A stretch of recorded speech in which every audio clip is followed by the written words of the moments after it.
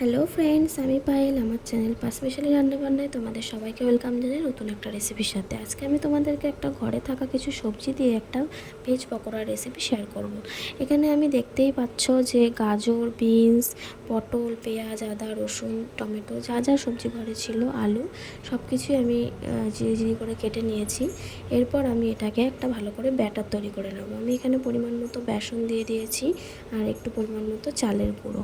তাতে আমি একে একে কিছুটা লঙ্কার গুঁড়ো আর লবণ আর একটু গোলমরিচ গুঁড়ো দিয়ে একটু সুন্দর করে মেখে দেবো।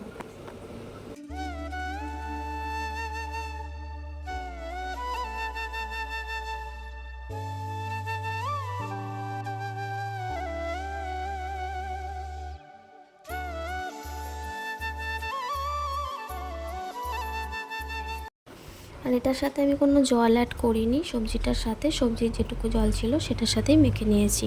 একটু শুকনো শুকনো করেই মাখতে হবে। এরপর আমি এটা ছাঁকা তেলে ভেজে নেব। ছোট্ট ছোট্ট করে আমি দিলাম পকোড়া সাইজে। এরপর আমি এটাকে সুন্দর করে একটু গোল্ডেন ব্রাউন করে ভেজে নেব লো টু হাই ফ্লেমে।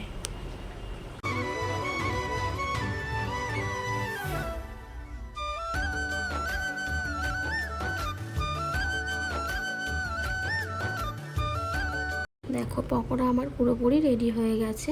চটজলদি বাড়িতে কোনো অতিথি আসলে এটা চটপট ঘরে থাকা সবজি দিয়ে করে দেওয়াই যায়।